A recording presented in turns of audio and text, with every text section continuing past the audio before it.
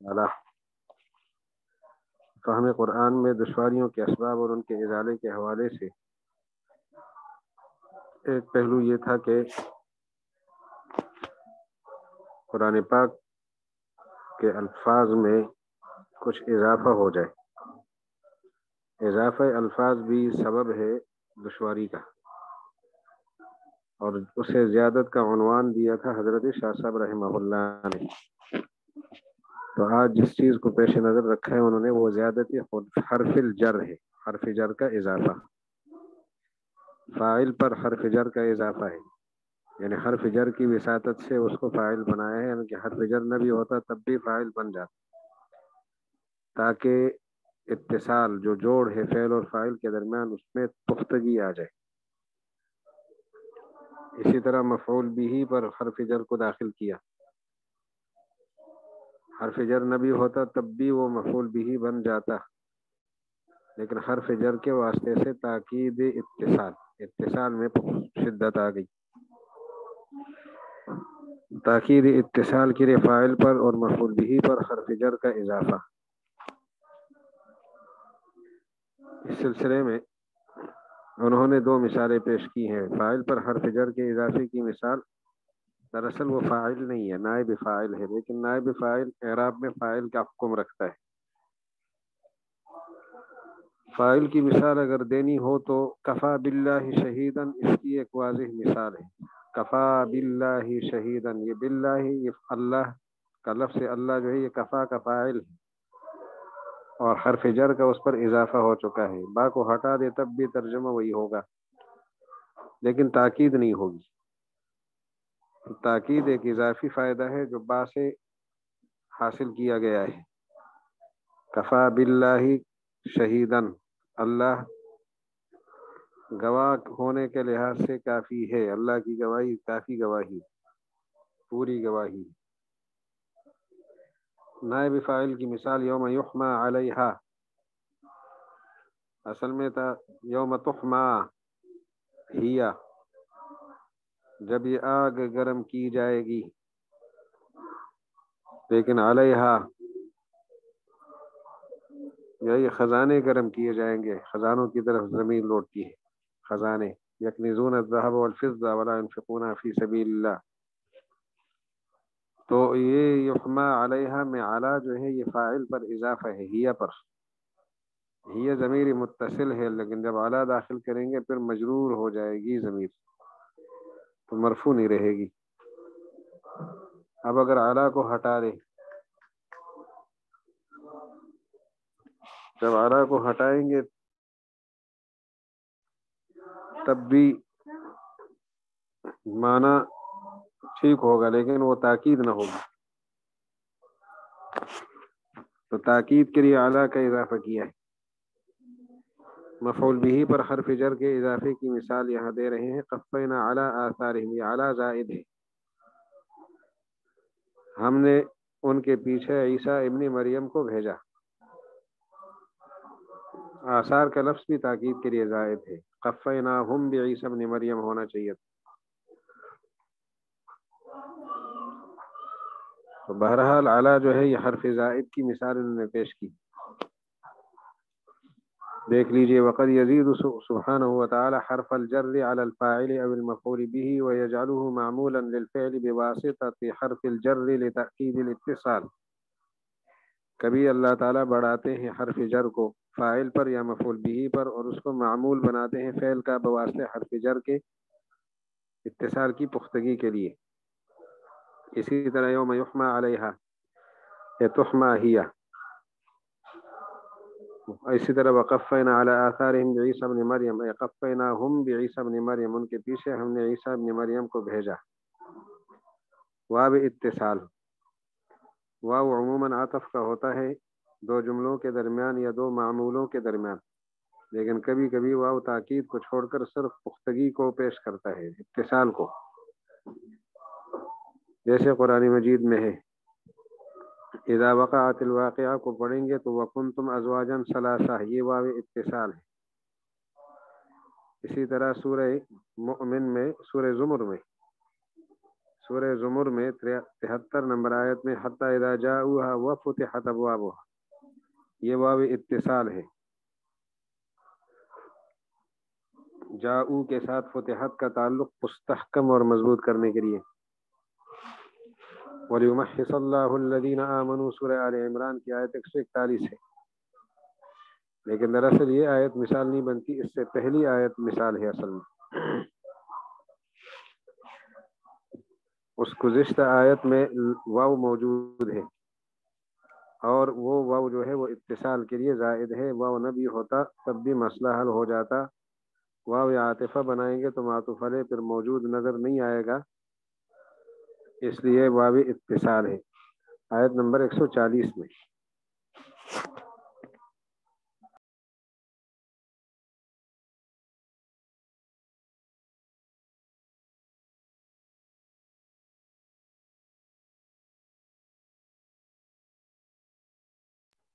کسی کے سامنے ہو آیت نمبر 140 تو تلاوت کر لے تاکہ مجھے معلوم ہو جائے، ابتدا بتا دے، میں پھر مثال واضح کر دوں گا۔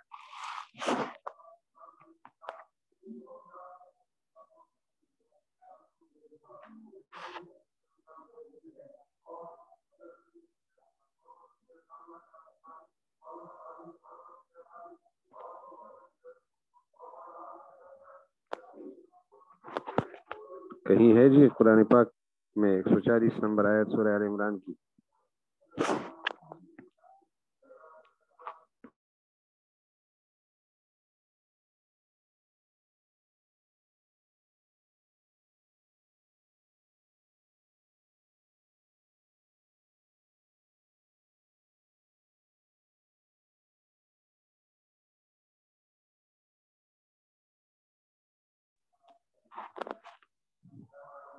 میری آواز نہیں آ رہی یا آیت نہیں مل رہی؟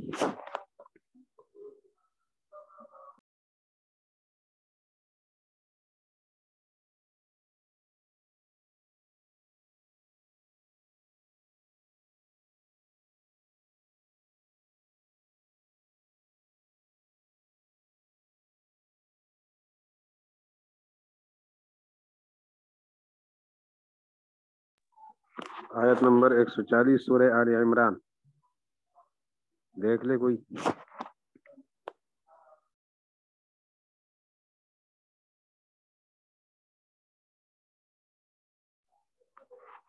إن يمسسكم قرح فقد مس القوم قرح مثله وتلك الأيام نداولها بين الناس، آگے ہے وَلِيَعْلَمَ اللَّهُ الَّذِينَ آمَنُوا۔ إن يمسسكم قرح فقد مس القوم قرح مثله وتلك الأيام نداولها بين الناس۔ آپ کو اگر آج تکلیف پہنچی ہے تو آپ نے بھی تکلیف پہنچائی ہے بدر میں، اور یہ زمانہ ہے جو اللہ تعالیٰ اس کو عدالتیں بدلتے ہیں لوگوں کے درمیان، کبھی ایک کے حق میں کبھی دوسرے کے حق میں۔ کیوں ایسا کرتے ہیں؟ وَتِلْكَ الْأَيَّامُ نُدَاوِلُهَا بَيْنَ النَّاسِ، کیوں؟ لِيَعْلَمَ اللَّهُ الَّذِينَ آمَنُوا مِنْكُمْ، تاکہ اللہ تعالیٰ پختہ ایمان والوں کا ایمان ظاہر کر دیں، دنیا کے سامنے لائیں۔ یہ واو درمیان میں آئے ہیں وَلِيَعْلَمَ، شاہ صاحب فرماتے ہیں یہ واو اتصال ہے، اگر اس کو واو اتصال نہیں مانیں گے تو پھر معطوف علیہ تلاش کرنے میں خود آپ کو دشواری رہے گی۔ یہ اصل میں مثال ہے۔ وَلِيُمَحِّصَ اللَّهُ الَّذِينَ آمَنُوا، اگلی آیت میں تو اسی پر عطف ہے، اس لیے وَلِيُمَحِّصَ خود شاہ صاحب کی کتاب میں بھی یہاں دشواری ہے، انہوں نے اشارہ دیا ہے وَلِيُمَحِّصَ کے معطوف علیہ کا۔ فاء الاتصال، کبھی کبھی اتصال کے لیے فا کا اضافہ ہوتا ہے۔ اس پر علامہ قسطلانی رحمۃ اللہ علیہ نے اپنی کتاب میں کتاب الحج کی شرح میں عبارت درج کی ہے، اور اس عبارت کو یہاں پہلے پیش کرتے ہیں کہ ہم نے جو یہ نظریہ دیا ہے کہ یہ واو اتصال زائد ہے، یہ فا اتصال زائد ہے، تو یہ نظریہ خود ساختہ نہیں ہے، علامہ قسطلانی رحمہ اللہ کے واسطے سے انہوں نے یہ بات فرمائی ہے۔ کیا فرمائی ہے اور کہاں فرمائی ہے؟ تو پہلے انہوں نے اور کس نے یہ بات کہی ہے؟ تو قال القسطلانی سے امام قسطلانی کو ذکر کیا،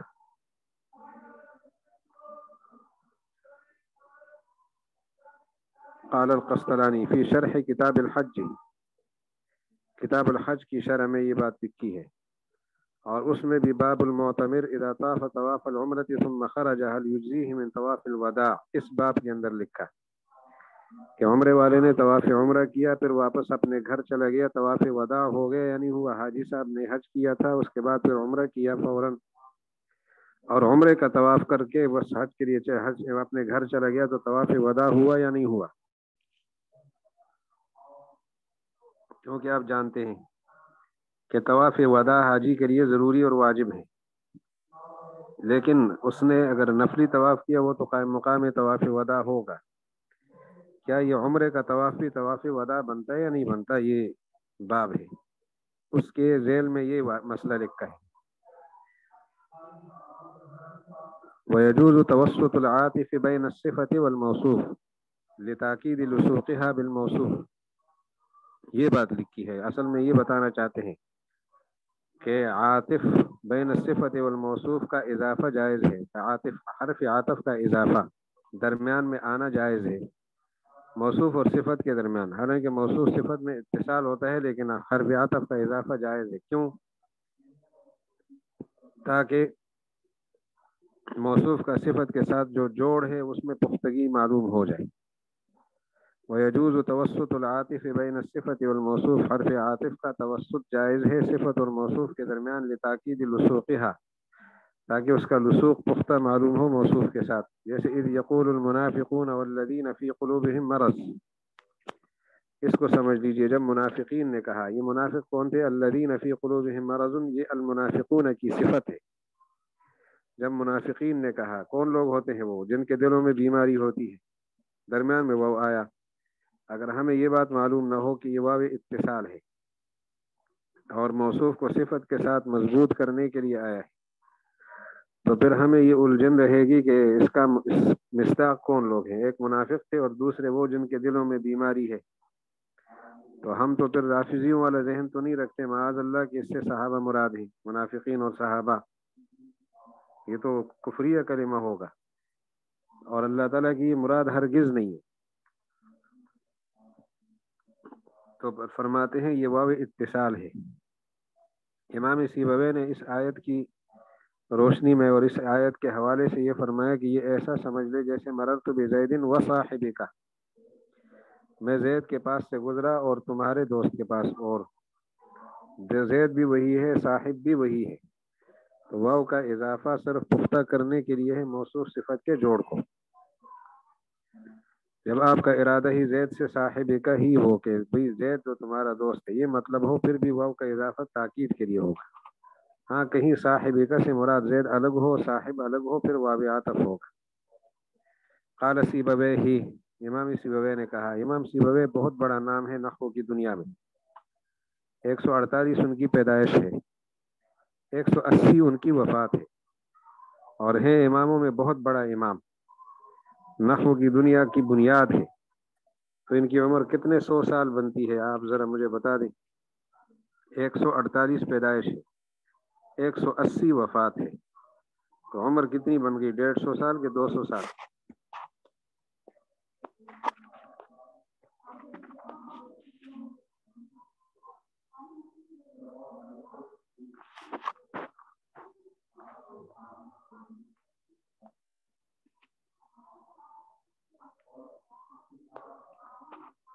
ایک 148 تو ان کی پیدائش ہے اور 180 وفات ہے، تو ان کی عمر کتنی بن گئی؟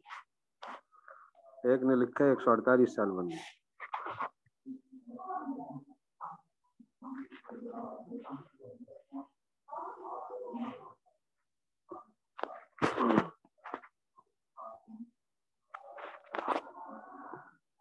مزید غور کر لیں، 180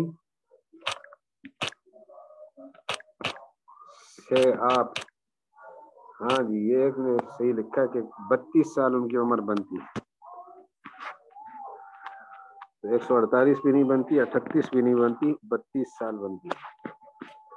جب بندہ کام کرتا ہو نا جی، تو 32 سال کی عمر میں بھی کارنامہ سر انجام دے سکتا ہے اور رہتی دنیا تک کے لیے بنیاد پیش کر سکتا ہے۔ یہ ایسا دور نہیں تھا جیسے آج کے دور میں نحو کی کتاب لکھتی، کتاب سیبویہ 8 جلدوں میں ہے تقریباً، تو ایسی کتاب لکھتی کہ نحو پوری دنیا میں موجود ہے اور وہاں سے مواد اکٹھا کیا اور لکھا ہے۔ انہوں نے تو نحو یوں سمجھ لے خود سے بنائی ہے ایک قسم کی اور اسے پیش کیا ہے۔ تو بہرحال سیبویہ فرماتے ہیں کہ ہوا مثل مررت بزید وصاحبک، مررت بزید وصاحبک کی طرح ہے جب آپ کی مراد صاحبک سے زید ہی ہو۔ وقال زمخشری، امام زمخشری نے یہ کہا ہے، یہ بات وہی چل رہی ہے۔ ویجوز سے آگے جو ہے نا قسطلانی کی عبارت ہے، ویجوز توسط العاطف، پھر اس میں سیبویہ کا حوالہ دیا، پھر زمخشری کا حوالہ دیا۔ زمخشری نے کہا ہے وما اہلکنا من قریۃ الا ولها کتاب معلوم، یہ جملہ واقع ہے الا لہا کتاب معلوم، یہ قریہ کی صفت ہے، لہا کتاب معلوم، قریہ موصوف ہے، لہا کتاب معلوم اس کی صفت ہے، واو عاطف درمیان میں زائد ہے۔ قیاس کا تقاضا یہ تھا کہ واو نہ ہوتا، لیکن اتصال کو پختہ کرنے کے لیے صفت کو موصوف کے ساتھ جوڑنے میں شدت پیدا کرنے کے لیے، پختگی پیدا کرنے کے لیے، تاکید پیدا کرنے کے لیے واو کا اضافہ کیا ہے۔ وما اہلکنا من قریۃ الا لہا منذرون، جیسے دوسری جگہ خود موجود ہے الا لہا منذرون، ایک جگہ واو ہے ایک جگہ نہیں ہے۔ وانما توسطت، یہ واو درمیان میں کیوں آیا؟ لتاکید لصوق الصفت بالموصوف، تاکہ موصوف کو صفت کے ساتھ جوڑنے میں جو لصوق کا من اتصال اور جوڑ ہے اس میں پختگی آئے۔ کما یقال فی الحال، جیسے جملہ حالیہ میں ہوتا ہے، جاءنی زید علیہ ثوب، جاءنی زید وعلیہ ثوب، زید آیا علیہ ثوب، اس حال میں کہ کپڑا پہنے ہوئے تھا، واو کا اضافہ ہو جائے وعلیہ ثوب واو حالیہ، تو یہ واو حالیہ کو اس لیے لاتے ہیں کہ حال کا ذوالحال سے جوڑ پختہ ہو جائے۔ حضرت فرماتی انتہا، بات ختم ہو گئی۔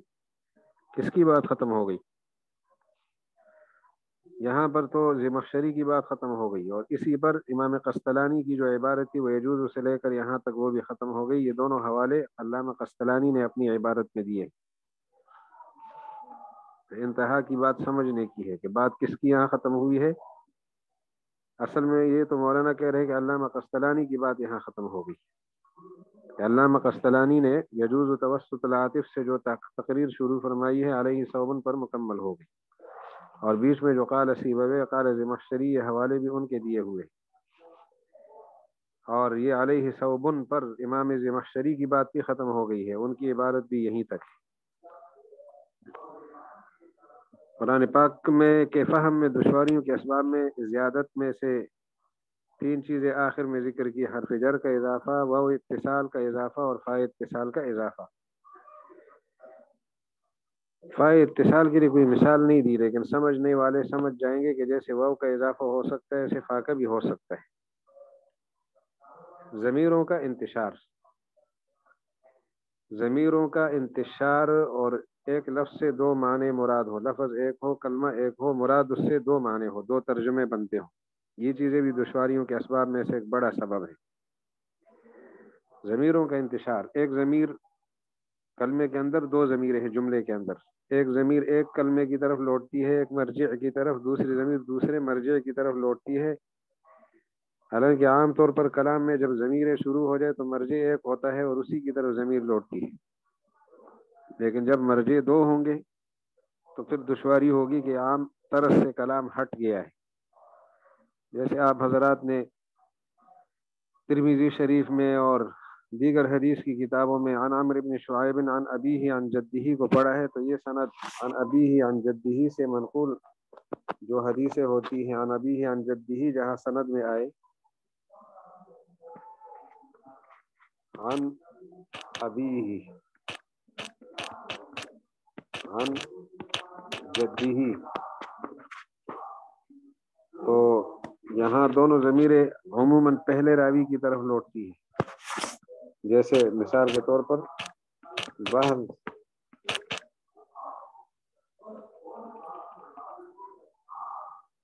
بہز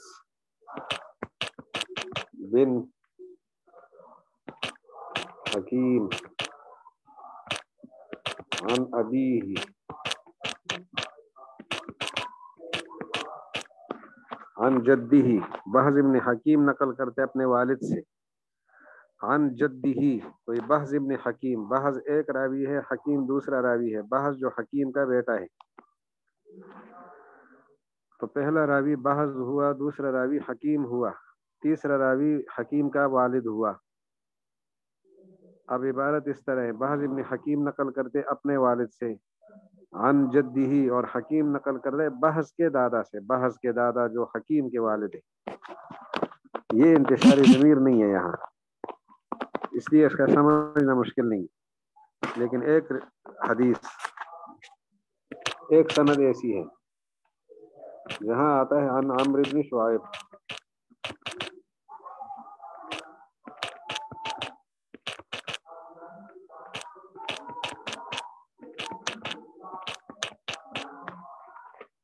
عن عمرو بن شعیب عن ابیہ عن جدہ، عمرو بن شعیب اپنے والد سے نقل کرتا ہے، یعنی شعیب سے، عن جدہ، اور شعیب اپنے دادا سے نقل کرتے ہیں، اپنے دادا سے، اپنے والد سے نہیں، عمر کے دادا سے نہیں، اپنے دادا سے۔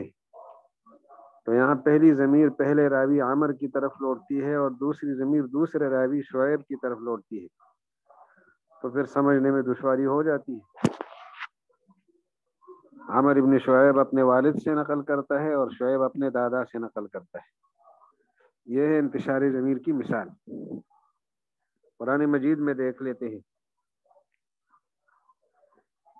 کہ انتشاری ضمیر وَإِنَّهُمْ لَيَصُدُّونَهُمْ عَنِ السَّبِيلِ وَيَحْسَبُونَ أَنَّهُمْ مُهْتَدُونَ، وَإِنَّهُمْ، اور یہ شیطان، لَيَصُدُّونَهُمْ روکتے ہیں لوگوں کو، انہم یہ شیطان، لیصدون روکتے ہیں، ہم انسانوں کو سیدھے راستے سے، ویحسبون چاہیے تو یہ تھا کہ یحسبون کی ضمیر یعنی بظاہر وہی شیاطین کی طرف لوٹتی کہ وہ شیطان سمجھتے ہیں انہم مہتدون کہ ہم سیدھے راستے پر، لیکن ایسا نہیں ہے۔ یحسبون کی وہ ضمیر، ہم ضمیر کا جو مرجع ہے لوگ، ان کی طرف لوٹتی ہے، تو پہلی ضمیر کا مرجع اور ہے شیاطین، دوسرے ضمیر کا مرجع لوگ ہیں۔ وَإِنَّهُمْ یہ شیطان لَيَصُدُّونَ ضرور یعنی البتہ روکتے ہیں انسانوں کو عن السبیل سیدھے راستے سے، وَيَحْسَبُونَ اور لوگ سمجھتے ہیں کہ ہم سیدھے راستے پر۔ ایک کلمے سے دو معنی مراد ہوں، کلمہ ایک ہو، دو دفعہ استعمال ہوا، ایک جگہ ایک معنی مراد ہے، دوسری جگہ دوسرا معنی مراد ہے، طالب علم الجھ گیا۔ قال قرینہ، اور دوبارہ آئے گا قال قرینہ، قرین ایک جگہ سے مراد ہے قرین سے شیطان، دوسری جگہ قرین سے مراد ہے فرشتہ۔ سورہ قاف کے اندر دو جگہ قال قرینہ آیا ہے، 23 نمبر آیت میں اور 27 نمبر آیت میں۔ قرین سے مراد ہے ہم نشین، تو انسان کا ہم نشین شیطان بھی ہے اور انسان کا ہم نشین فرشتہ بھی ہے۔ قال قرینہ ھذا ما لدی عتید، یہ قال قرینہ یہ فرشتہ مراد ہے۔ قال قرینہ ربنا ما اطغیتہ، قرین نے کہا میں نے اس کو گمراہ نہیں کیا، یہ شیطان مراد ہے۔ اسی طرح ایک جگہ ایک لفظ سے ایک معنی مراد ہو، دوسری یسألونک ماذا ينفقون دو دفعہ آیا ہے۔ ایک جگہ ماذا ينفقون سے مراد ہے کون سا انفاق کریں ہم، کون سا انفاق کریں، کس قسم کے انفاق سے ہم وابستہ رہیں، اور دوسری جگہ ہے کیا خرچ کریں، کون سا انفاق ہم عمل میں لائیں، یعنی کن لوگوں کو دیں، انفاق کی کون سی قسم اختیار کریں۔ ماذا ينفقون کون سا انفاق اختیار کریں، وہ انفاق جو رشتہ داروں کو دیا جاتا ہے یا وہ انفاق جو غریبوں کو دیا جاتا ہے، کس قسم کا انفاق اختیار کرنے کا حکم ہے، اور دوسری جگہ یہ کہ خرچ کیا کریں۔ تو ماذا ينفقون میں ایک جگہ مصرف ہوگا اور دوسری جگہ جو مال ہو، مال ہے جس کو خرچ کرنا ہے وہ مراد ہوگا،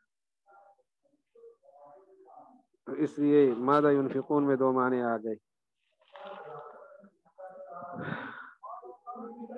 اس کے علاوہ لفظ شیئن ہے،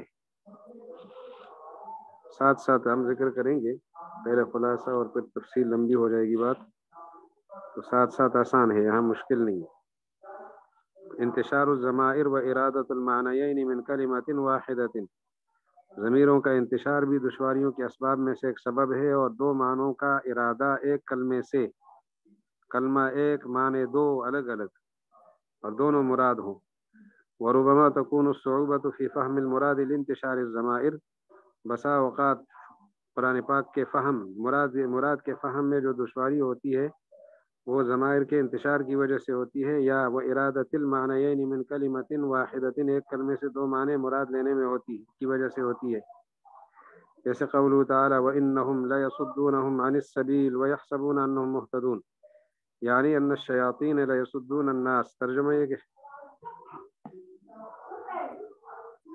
شیطان انسانوں کو روکتے ہیں۔ ایک منٹ وقفہ چاہیے یہاں۔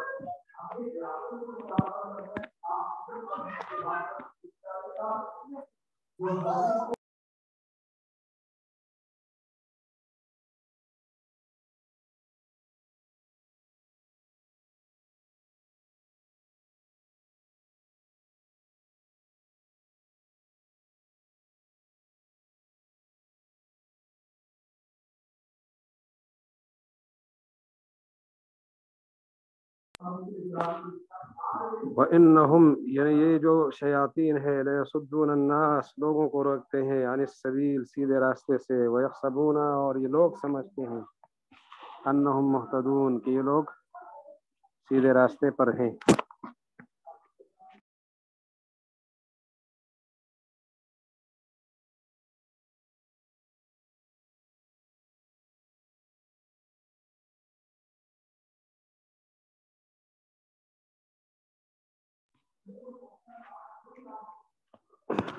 مہمان آ گیا تھا بیچ میں،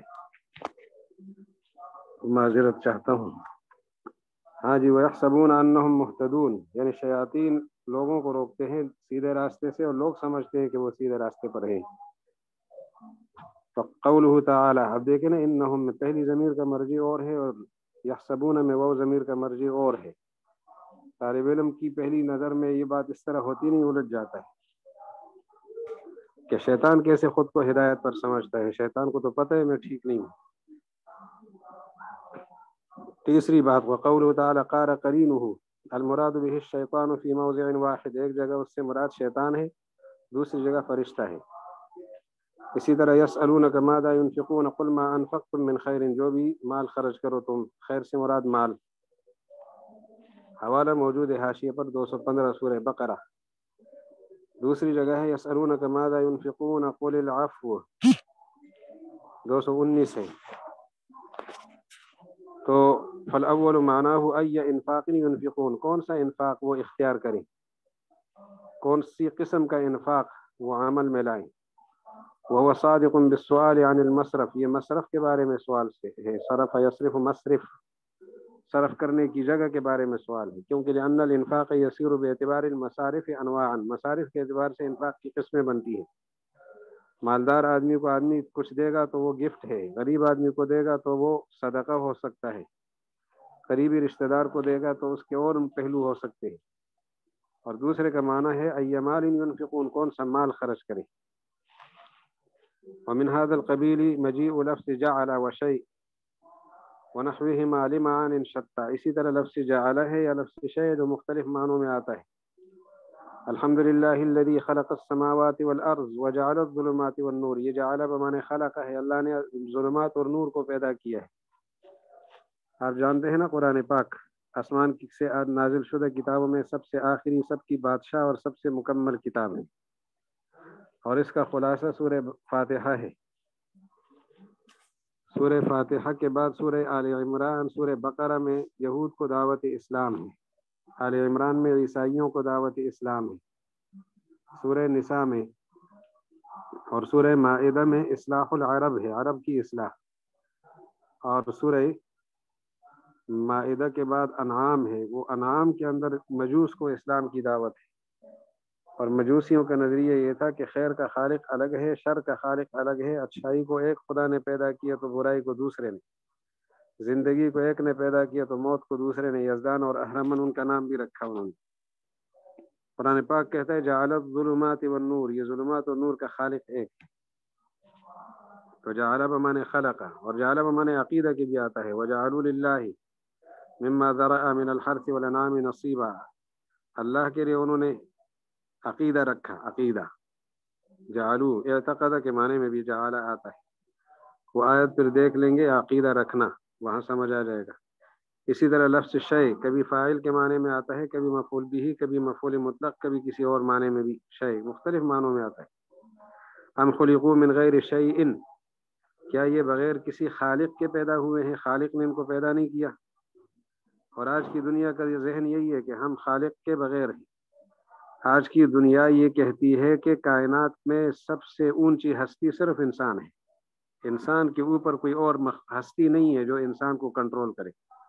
کائنات انسان کے لیے ہے اور انسان کائنات کے لیے ہے، کائنات کو چلائے گا یہی انسان ہی، لہٰذا اس نے اپنے فیصلے خود طے کرنے ہیں، اپنے فیصلے خود کرنے ہیں اور اپنی حقوق بھی خود متعین کرنے ہیں۔ حقوق لینے کا طریقہ، دینے کا طریقہ، یہ سارا نظم زندگی کا انہوں نے خود طے کرنا ہے۔ پیسہ کمانے کا کیا طریقہ ہے یہ خود انسان طے کریں گے۔ اسی طرح گھر بسانا، خاندان بنانا، اس میں انسان خود فیصلہ کرے گا کہ میں مرد سے شادی کرتا ہے یا عورت عورت سے کرتی ہے، مرد عورت سے کرے نہ کریں، یہ آزادی ہے۔ آج کی دنیا خود مسلمان اس سے متاثر ہے۔ ہمارا جسم ہماری مرضی کا نعرہ مسلمانوں میں لگا، تو اللہ تعالیٰ یہ سوال اٹھاتے ہیں کہ بغیر خالق کے یہ پیدا ہوئے ہیں، خالق کوئی نہیں۔ یہاں شے بمانے خالق ہے۔ اسی طرح شے کسی اور معنی میں، فلا تسألنی عن شیء، کسی چیز کے بارے میں نہ پوچھے، کسی چیز کے بارے میں تو پابندی بھی نہیں تھی۔ میرے جو معاملات ہیں ان میں سے کسی چیز میں سے آپ نہیں پوچھیں گے، یعنی ایسی چیز نہیں پوچھیں گے جس کے ساتھ میرے اس عمل کا معاملہ جڑا ہوا ہو جو آپ کو عجیب لگے۔ یہاں شیء مما تتوقف فیہ من امری، جس پر آپ کو توقف ہو میرے معاملے میں سے۔ اسی طرح شے اور بھی معنوں میں آتا ہے، اور کبھی لفظ امر اور لفظ نبا اور لفظ خطب، ان میں بھی ایک لفظ سے دوسرا معنی مراد ہوتا ہے، جیسے ہوا نبأ عظیم، نبأ قصۃ عجیبۃ کے معنی میں ہے۔ اسی طرح خیر و شر کا، یعنی یہ الفاظ بھی ایک دوسرے کا معنی دیتے ہیں، لفظ امر، لفظ نبا اور لفظ خطب۔ اس سے مخبر عنہ بھی مراد ہوتا ہے، مخبر عنہ جس کی خبر دی جا رہی ہے، کبھی خبر مراد ہوتی ہے، قصہ اور عجیبہ۔ وَكَذَلِكَ كَلِمَةَ الْخَيْرِ وَالشَّرِّ وَمَا فِي مَعْنَاهُمَا، خیر و شر کا کلمہ جو ان کے ہم مفہوم معنی ہیں وہ بھی مختلف معنی دیتے ہیں۔ یختلف المراد منهما حسب اختلاف المواضع، دونوں کی مراد بدلتی ہے موقع کے بدلنے سے۔ ومن هذا القبیل انتشار الآیات، اسی طرح انتشار الآیات بھی ہے۔ پہلے انتشار ضمائر کا مسئلہ گزرا تھا، اب انتشار الآیات کا مسئلہ ہے۔ انتشار الآیات کا کیا مطلب ہے؟ ایک آیت اپنے مقام اصلی، آیت کے اندر ایک جملہ مقام اصلی سے آگے پیچھے ہوا، یا آیت اپنے مقام اصلی سے ہٹ گئی۔ مثال کے طور پر سورہ بقرہ میں ہم واقعہ پڑھتے ہیں، بقرہ کا واقعہ کہ آپ گائے کو ذبح کریں، گائے ذبح ہو گئی، اس کے فوراً بعد فرماتے ہیں کہ وَإِذْ قَتَلْتُمْ نَفْسًا فَادَّارَأْتُمْ فِيهَا، تم نے نفس کو قتل کیا پھر اختلاف کیا۔ اب یہ دیکھیں، اس قتلتم نفسًا کا موقع پہلے ذکر کرنے کا تھا، بعد میں بقرہ کا حال بیان کرنا تھا، کیونکہ ایک بندے کے قتل کرنے کے نتیجے میں اللہ تعالیٰ نے گائے کو ذبح کرنے کا حکم دیا تھا، اور اس کے جسم کا ایک ٹکڑا اس بندے کے ساتھ لگا تو وہ زندہ ہوا اور اس نے اپنا حال اور قاتل بتا دیا۔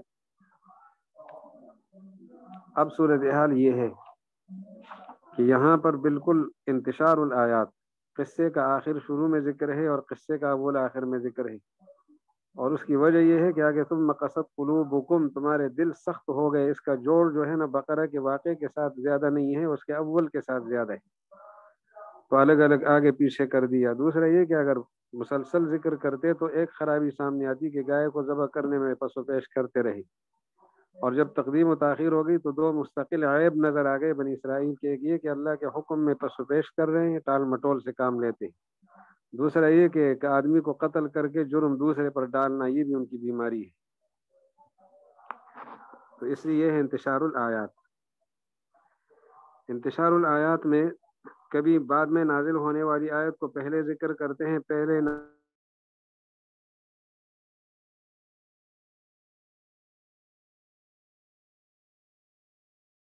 ہونے والی آیت کو بعد میں ذکر کرتے ہیں۔ ہاں، قد نرى تقلب وجهك کا پہلے نازل شدہ آیت ہے، تحویل قبلہ کا حکم پہلے ملا ہے، پھر سے یقول السفہاء، فرمایا گیا کہ اب بے وقوف یہ کہیں گے تو بے وقوفوں کا کہنا بعد میں ہے اور تحویل قبلہ پہلے ہے۔ تلاوت میں اس کا الٹ ہے، پہلے تحویل قبلہ پھر بے وقوفوں کے اعتراضات، لیکن تلاوت میں معاملہ برعکس ہے۔ یہ ہے انتشار الآیات کی دوسری شکل۔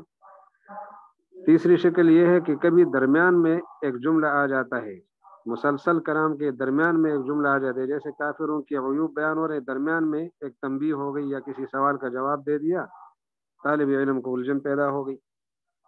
طالب علم سے مراد ہر وہ شخص ہے جو علم کو طلب کرتا ہے، اور اس میں مذکر مؤنث سب برابر ہوتے ہیں، تو طالبہ بھی مراد ہے۔ قولہ تعالی، اس پر دیکھ لیجیے انتشار الآیات کو، ومن هذا القبیل، اور اسی قبیل سے، یعنی قرآن پاک کے فہم میں دشواری پیدا کرنے کے اسباب میں سے ایک سبب انتشار الآیات ہے۔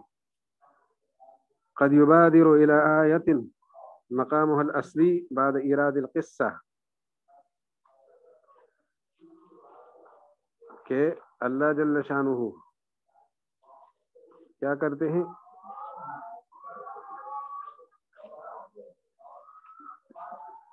ایک منٹ، یہ ایک مسئلہ پھر پیش آئے، اس کو حل کر لیتے ہیں پھر بتاتے ہیں۔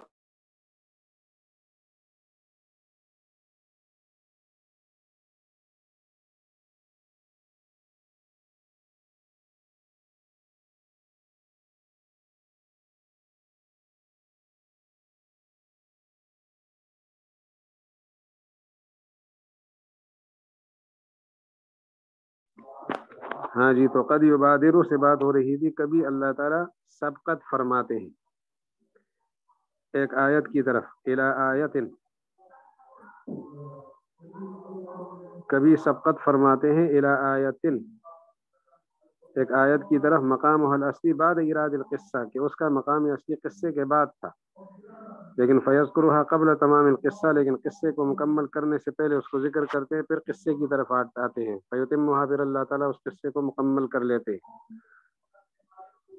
آیت آخر میں لانی تھی، پہلے لے آئے اور پھر اس کے بعد قصہ مکمل کیا۔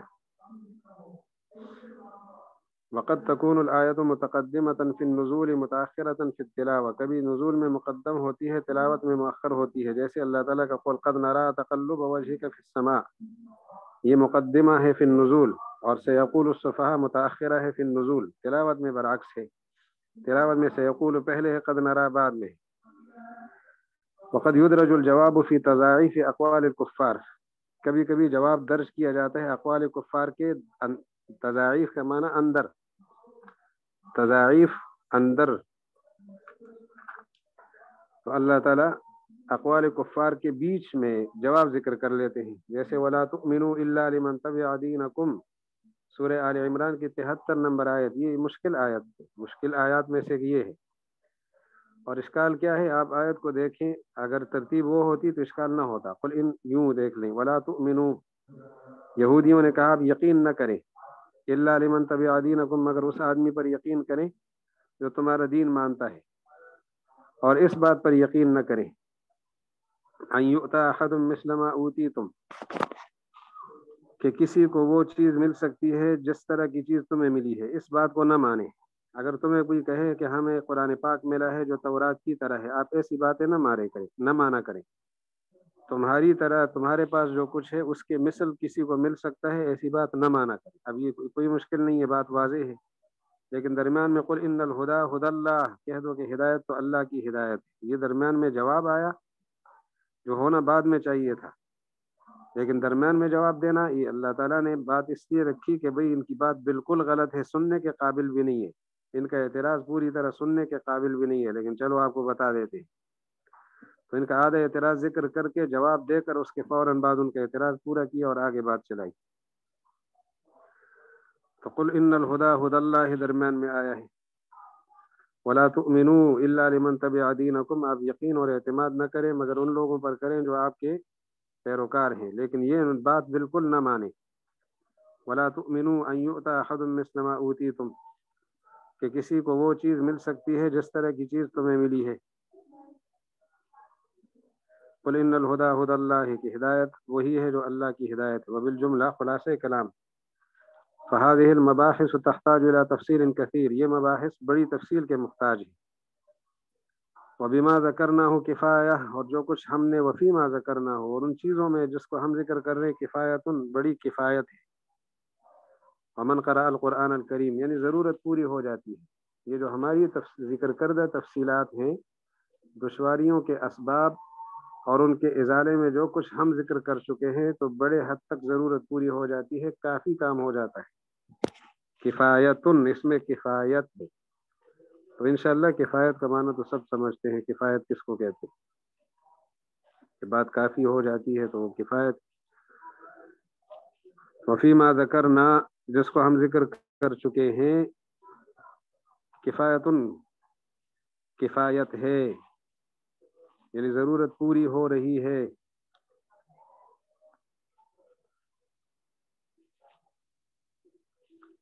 پھر فرماتے ہیں ومن قرأ القرآن الکریم من اہل السعادہ، جس خوش قسمت کو قرآن پاک پڑھنا نصیب ہو. کتنی بڑی بات کہی ہے. قرآن پاک کی تلاوت جس کو نصیب ہو، اس سے بڑی سعادت اور کیا ہو. یہ زندگی ہمیں پھر دوبارہ نہیں ملے گی، ایک دفعہ ملی ہے، اور اس کو قرآن پاک کی تلاوت میں استعمال کرنا چاہیے.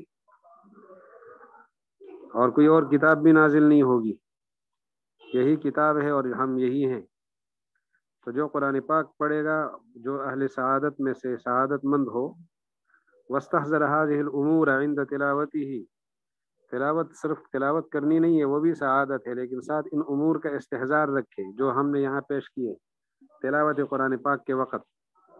تو ادرک بادنا تامل غرض الکلام، تو معمولی غور و فکر سے کلام کی غرض سمجھ جائے گا کہ کہاں اضافہ ہوا ہے، کہاں کمی ہوئی ہے، کہاں حذف ہے، کہاں مضاف جو ہے نا حذف ہے، کہاں مضاف الیہ حذف ہے، کہاں صفت حذف ہے. یہ دشواریوں کے اسباب اس کو یاد کرنے چاہیے اور ان کو پیش نظر رکھ کر تلاوت میں ان سے کام لینا چاہیے. ومغزاہ مقصد، اس کے علاوہ کچھ امور یہاں ذکر نہیں ہے. دشواریوں کے اسباب تو ہم نے یہاں ذکر کیے ہیں، لیکن اس کی ساری مثالیں یہاں نہیں دی. تو دشواری ہم نے کہا کہ حرف زیادہ ہوگا، یہاں تو ہم نے اعلیٰ کے اضافے کی مثال دی ہے، اور یہاں ایک جگہ جو ہے نا علیہ، دوسری جگہ وہ دونوں جگہ اعلیٰ تقفینا اعلیٰ آثارہم، باقی اضافے کی مثال تو ہم نے نہیں دی. تو کہیں اور حرف جر کا اضافہ ہو، اس کو دیکھ کر اس کو بھی سمجھ جائے گا. وَيَقِيسُ غَيْرَ الْمَذْكُورِ عَلَى الْمَذْكُورِ، وہ خود قیاس کرے گا مذکور کو غیر مذکور پر. وَيَنْتَقِلُ مِن مِثَالٍ إِلَى أَمْثِلَةٍ أُخْرَى، اور ایک مثال جو ہم نے دی ہے اس مثال سے دوسری مثالوں کی طرف خود منتقل ہوگا اور دشواریوں کے سارے اسباب کو وہ سمجھ جائے گا. اللہ تعالی حضرت شاہ صاحب کو بہت جزائے خیر دے ہماری طرف سے، امت مسلمہ کی طرف سے، اور اللہ جل شانہ ہمیں فہم قرآن کا صحیح معنی میں طالب بنائے، اور قرآن پاک کی تلاوت کا اہتمام نصیب فرما دے، قرآن پاک کے اندر تدبر غور و فکر کا اہتمام نصیب فرما دے. تو جو مذکور باتیں ہیں ان کو سمجھنے والا غیر مذکور باتوں کو ان پر قیاس کرے گا. جو مذکورہ مثالیں ہیں، دوسری مثالیں جو مذکور نہیں ہیں ان کی طرف خود منتقل ہوگا. اب کسی کے ذہن میں کوئی سوال ہونا تو بتا سکتا ہے.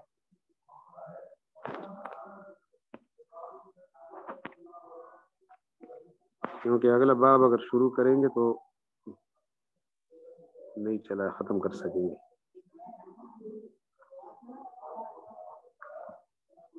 فصل خامس ہے، باب تو اب یہ باقی ہے. فصل خامس، فصل خامس کو اگلی نشست پہ چھوڑ دیتے ہیں.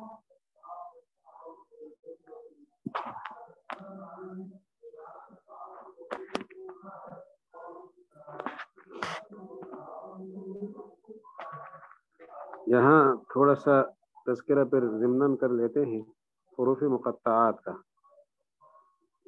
حروف مقطعات سے متعلق تھوڑی سی بات آپ سمجھ جائیں، ان کی وجہ سے بھی فہم قرآن میں دشواری ہوتی ہے.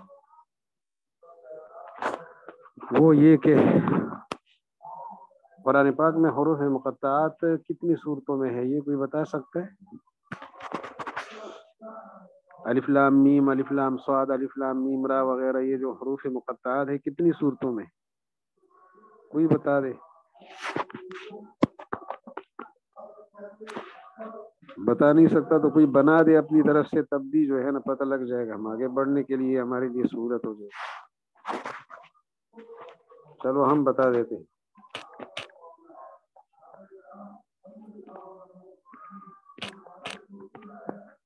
یہ 29 صورتیں ہیں.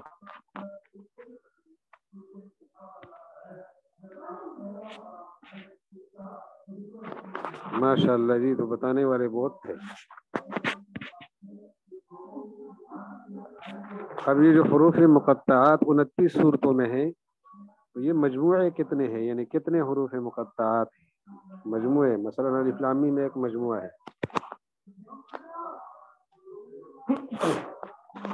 الف لام را ایک مجموعہ ہے، الف لام میم صاد اس طرح ایک مجموعہ. تو یہ کتنے کلمات ہیں؟ ہم الف لام میم کو ایک کلمہ سمجھ لیتے ہیں، تو کتنے کلمات ہیں جو 29 صورتوں کے شروع میں؟ یہ 14 کلمات،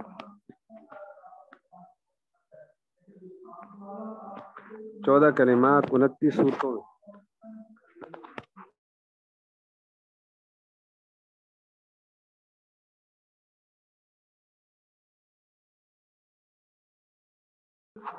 وہ 14 آپ ذہن. پھر آگے چلتے ہیں تو ہمیں نظر آتا ہے کہ حامیم، اکیلا حامیم، صرف حامیم، ساتھ عین سین قاف نہیں، صرف حامیم، وہ بھی 6 صورتوں میں ہے.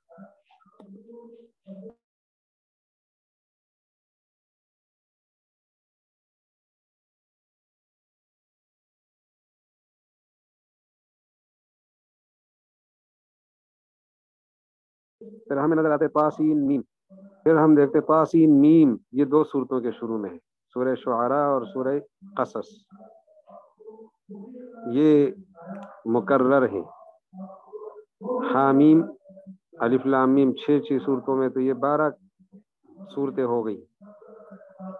اور الف لام را 5 صورتوں میں، یہ 17 صورتیں ہو گئی. طاسین میم 2 صورتوں میں، یہ 19 صورتیں ہو گئی. آگے پھر، اور یہ 4 کلمات ہیں، الف لام میم، حامیم، الف لام را اور طاسین میم. یہ 4 کلمات 19 صورتوں میں ہیں. 4 کلمات 14 میں سے 19 صورتوں میں ہیں، تو 29 میں سے کتنی صورتیں رہ گئی، اور 14 میں سے کتنے کلمات رہ گئے؟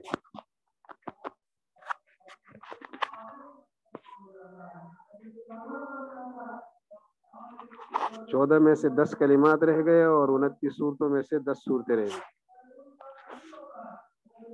اب وہ 10 کلمات بالکل آسان ہے، ایک ایک صورت میں ایک ایک. وہ الف لام میم صاد ایک صورت میں ہے 8ویں سپارے میں. الف لام میم را یہ ایک صورت میں ہے، الف لام میم صاد، الف لام میم را. اسی طرح کاف ہا یا عین صاد. پھر آگے ہے طٰہٰ، یہ ایک صورت کے شروع میں ہے. آگے طاسین ایک صورت کے شروع میں ہے. یاسین ایک صورت کے شروع میں ہے. آگے ہے صاد ایک صورت کے شروع میں ہے. حامیم عین سین قاف ایک صورت کے شروع میں ہے، سورہ شورى. اور نون قاف ایک صورت کے شروع میں ہے، قاف، سورہ قاف. اور نون ایک صورت کے شروع میں ہے. تو یہ 10 حروف 10 صورتوں کے شروع میں آ گئے. یہ کل 29 پورے ہو گئے. 29 صورتیں پوری ہو گئی، 14 کلمات پورے ہو گئے. اب اگلی بات ضمن مختصراً بتاتا ہوں، وقت پورا ہے، کہ یہ جو حروف مقطعات ہے، الف لام میم ہو، الف لام میم را ہو، الف لام صاد میم صاد ہو، جو بھی ہو، ان کے اندر جو بنیادی حروف ہجا استعمال ہوئے ہیں، حروف ہجا کی تعداد بھی 29 ہے. 29 حروف ہے، الف با تا ثا جیم الی آخرہ. ان میں سے 14 حروف ان حروف مقطعات میں استعمال ہوئے ہیں. وہ 14 حروف آپ نے یاد رکھنے ہیں، اور اگلی نشست میں آپ سے پوچھے جائیں گے، تو پھر اس پر بات ہوگی.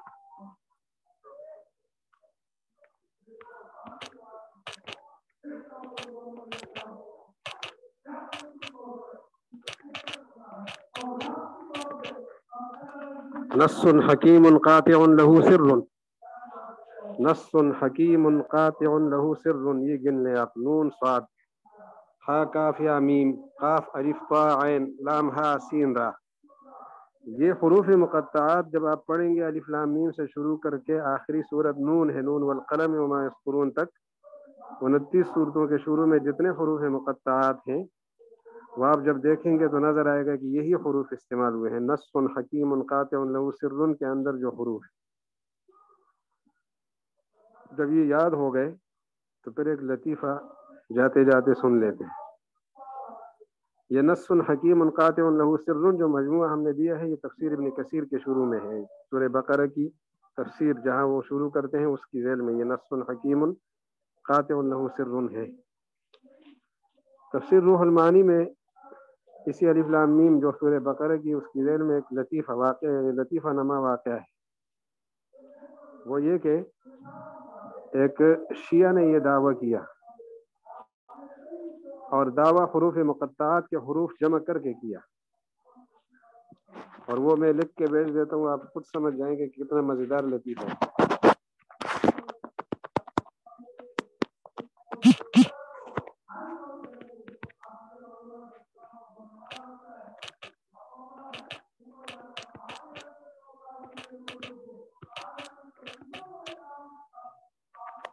صراط علی حق نمسکہ, علی علیہ السلام کا راستہ برحق ہے, ہم اسی کو پکڑیں گے. حضرت علی رضی اللہ عنہ کی طرف اشارہ ہے.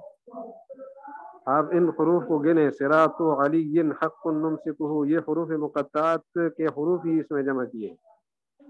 صاد ہے, راد ہے, الف ہے, طا ہے, عین, لام, یا, یہی 14 حروف ہے جو نص حکیم قاطع لہ سر میں گزرے تھے, وہی 14 حروف یہ ہے. تو اس نے کہا حروف مقطعات میں دنیا کو یہ پیغام ہے کہ صراط علی حق نمسکہ, حضرت علی کا راستہ برحق ہے, ہم اسی کو پکڑ کے رکھیں گے. اب یہ کتنی بڑی بات ہے اگر سنی حضرات اس کا جواب نہ دے.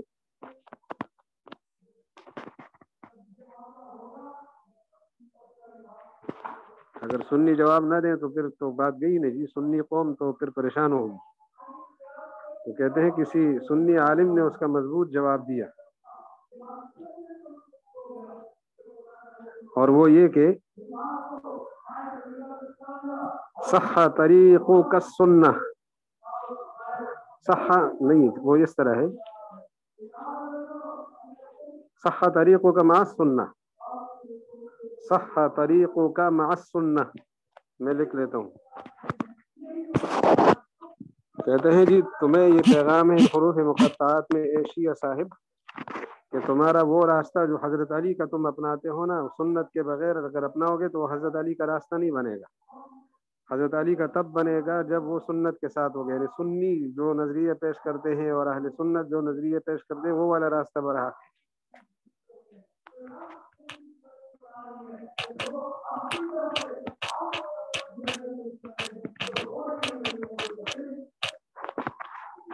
اب آپ کہیں گے یہ جواب کیا مشکل تھا؟ مشکل اس لیے تھا نا کہ اس میں بھی وہی 14 حروف جمع کیے ہیں, وہی 14 حروف. نص حکیم قاطع لہ سر میں جو حروف ہیں وہی صراط علی حق نمسکہ میں ہے, وہی 14 حروف صح طریقک مع السنہ میں بھی ہے.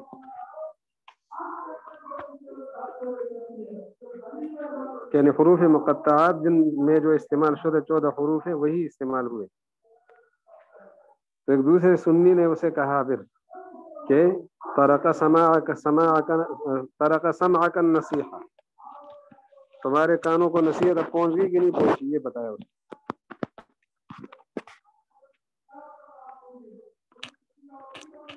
ترک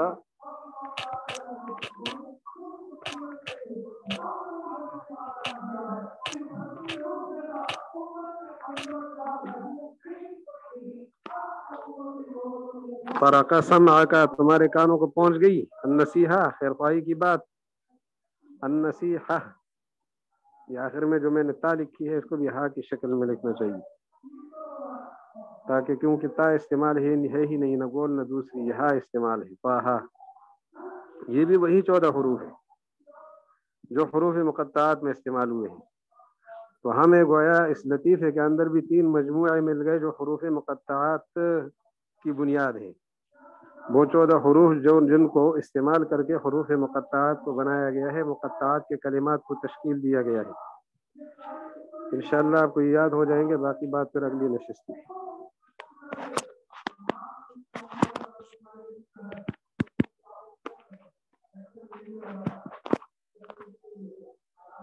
ہاں جی, تو کیا سمجھے آپ حضرات, کوئی فائدہ ہوا؟